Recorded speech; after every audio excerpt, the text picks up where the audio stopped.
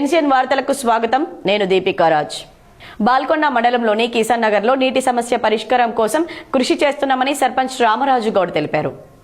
బాల్కొండ మండలం కిసాన్ నగర్లో తాగునీటి సమస్య పరిష్కారం కోసం కృషి చేస్తున్నట్లు సర్పంచ్ రామరాజు గౌడ్ తెలిపారు. గ్రామంలోని 3, 4, 10 వార్డుల్లో ఆయన స్వయంగా సందర్శించి పరిశీలించారు. ఉప సర్పంచ్ స్వామినాథ్, వార్డు మెంబర్ నవీన్, గ్రామ పంచాయతీ సిబ్బంది తదితరులు ఆయన వెంట ఉన్నారు. హైదరాబాద్లోని కాచిగూడలో Gouds officials and professionals association కార్యక్రమంలో టీపీసీసీ చీఫ్ మహేష్ కుమార్ గౌడ్ పాల్గొన్నారు.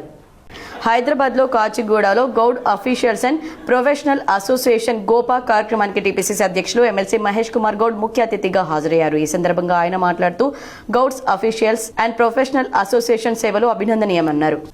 బీసీటీయూ క్యాలెండర్ మరియు సావిత్రిబాయి పూలే పురస్కారాల కరపత్రాలను ప్రభుత్వ ముఖ్య సలహాదారు సుదర్శన్ రెడ్డి ప్రారంభించారు.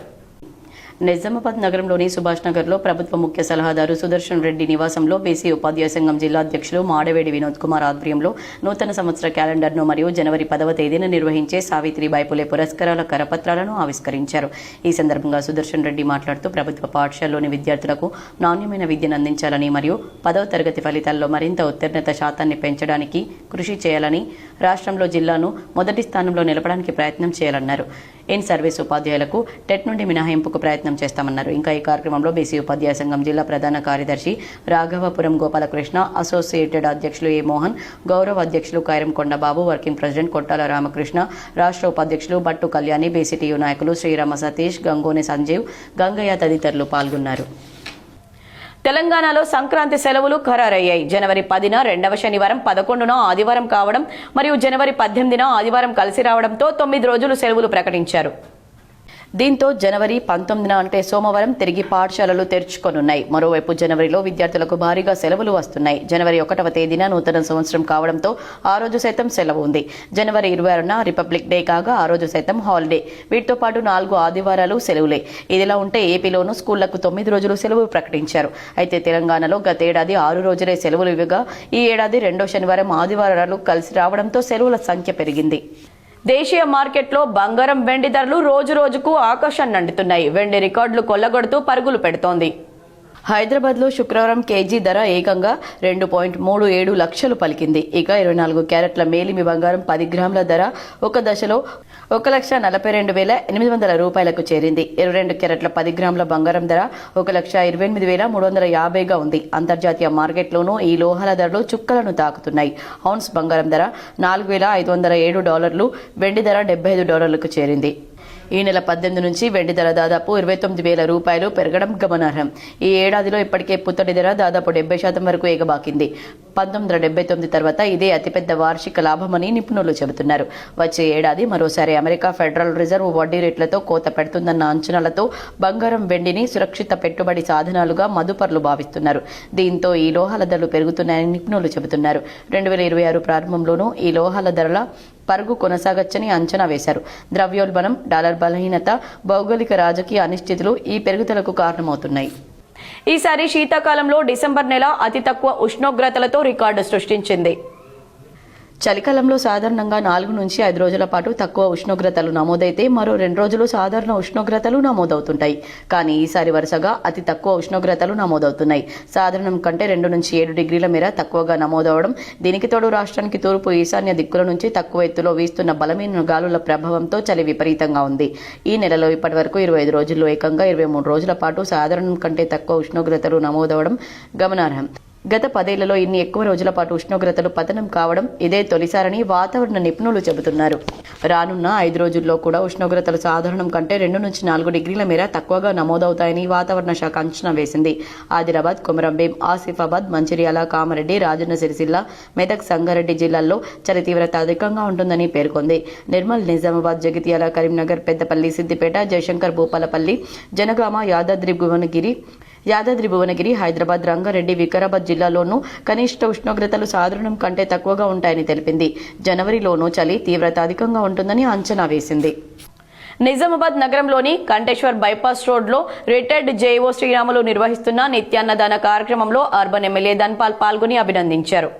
నిజామాబాద్ నగరంలోని కంటేశ్వర్ బైపాస్ రోడ్లో గల భాగ్యలక్ష్మి ఎల్పీజీ గ్యాస్ బంక్లో ఎన్పీడీసీఎల్ రిటైర్డ్ జేఏఓ శ్రీరాములు ప్రతిరోజు 100 మందికి నిత్యాన్నదాన సేవా కార్యక్రమం నిర్వహిస్తున్నారు. ఈ కార్యక్రమంలో అర్బన్ ఎమ్మెల్యే ధన్పాల్ సూర్యనారాయణ గుప్తా పాల్గొని శ్రీరాములు సేవలను అభినందించారు. అన్ని దానాల్లోకెల్లా అన్నదానం గొప్పదని కొనియాడారు. శ్రీరాములు సేవలు మర్చిపోలేనివన్నారు. లక్ష్మి ఫిల్లింగ్ స్టేషన్ కంటేశ్వర్ ప్రాంగణంలో తన ముందు నుంచి కూడా బాసర్లు అద్భుతమైన అన్నదానము, యాత్రికులకు సౌకర్యార్థము ఫ్రీ రూమ్లు, ముందు నుంచి ఒక సేవాభావం ఉన్న వ్యక్తి. ఇక్కడ ఈ బంక్లో గత 3 నెలల నుండి ఉచిత భోజన వ్యవస్థ 1 నుంచి 3 గంటల వరకు చేస్తూ ఉన్నారు. ఆయన సేవాభావానికి ఇదొక ఉదాహరణ. 3 నెలల భవిష్యత్తులో నిరంతరము తన చివరి రోజుల వరకు కూడా నేను తప్పకుండా అన్నదానం చేస్తానని చెప్పడం నిజంగా అది అద్భుతమైన విషయం. విశ్వబ్రహ్మ సంఘాలకు చిన్న నుండి సెంట్రల్ దాకా ఎదిగిన పోస్టు. నిజామాబాద్ జిల్లా స్వర్ణకార సంఘంకు ప్రెసిడెంట్గా 5 ఏళ్ళు, స్టేట్లో కూడా 10 ఏళ్ళ నుంచి వైస్ ప్రెసిడెంట్. ఇక ఇప్పుడు ఏ గుళ్ళకు బోబా అన్నిటికీ చేసిన కందిమల్లపల్లె బ్రహ్మంగారి మఠం దాకా నేను అన్నదానం కార్యవర్గ సభ్యుని బ్రహ్మంగారి మఠం. కానీ ఇప్పుడు నేను అన్ని సంఘాలకు రిటైర్డ్ అయిపోయాను. జక్రాన్పల్లి మండల సర్పంచ్ ఫోరం అధ్యక్షులుగా మునిపల్లి సర్పంచ్ చిన్నసాయిరెడ్డిని జక్రాన్పల్లి మండల 21 గ్రామ సర్పంచ్లు ఎన్నుకున్నారు. జక్రాన్పల్లి మండల కార్యాలయంలో మండల సర్పంచ్ ఫోరం ఎన్నుకోవడం జరిగింది. మండల సర్పంచ్ ఫోరం అధ్యక్షునిగా మునిపల్లి చిన్నసాయిరెడ్డి, ట్రెజరర్గా బండి పద్మా సత్యం, ఉపాధ్యక్షులు అప్పల అరుణ్ కుమార్ శివప్రసాద్, ప్రధాన కార్యదర్శి నాగుల శ్రీనివాస్ ను ఎన్నుకోవడం జరిగింది. ఈ కార్యక్రమంలో మండల జక్రాన్పల్లి 21 మండల గ్రామ సర్పంచ్లు, కాంగ్రెస్ పార్టీ నాయకులు పాల్గొన్నారు. రాష్ట్ర ప్రభుత్వ సలహాదారు మాజీ మంత్రి ఎమ్మెల్యే సుదర్శన్ రెడ్డిని సాధన ఎన్జీఓ నిజామాబాద్ కోఆర్డినేటర్ మర్యాదపూర్వకంగా కలిసి సన్మానించారు. నిజామాబాద్ నగరంలోని సుభాష్ నగర్ లో గల Sadhana NGO Nizamabad coordinator D Madhusudan ప్రభుత్వ సలహాదారు బోధన ఎమ్మెల్యే సుదర్శన్ రెడ్డిని మర్యాదపూర్వకంగా కలిశారు. యాక్సెస్ టు జస్టిస్ ప్రాజెక్టు పురోగతిలో భాగంగా బాలల హక్కులు, బాల్య వివాహాల నివారణ, బాలల అక్రమ రవాణా గురించి వివరించారు. నగరంలోని బార్ సాహెబ్ జాడే వీర్బల్ దివస్ సందర్భంగా ర్యాలీ నిర్వహించారు. నగరంలోని సుభాష్ నగర్ లో బార్ సాహెబ్ జాడీ వీర్బాల్ దివస్ సందర్భంగా ర్యాలీ నిర్వహించారు. ఈ కార్యక్రమంలో సాహెబ్ జాదా, అజిత్ సింగ్, జూజార్ సింగ్, जोरावर सिंह, फतेह सिंह तदितरुलु पाल्गొన్నారు. गुरु जी की फतेह. हमारे जो गुरु गोविंद सिंह जी, उनके 4 बच्चे हैं, उनके शहीदी दिवस चल रहे 20 तारीख को लेके 28 तारीख तक चल रहे. रोज गुरुद्वारा साहब गुरुद्वारा लंगर चलता, उन्होंने सेवा होंगी है. गुरु जी का खालसा, वाहिगुरु जी की फतेह.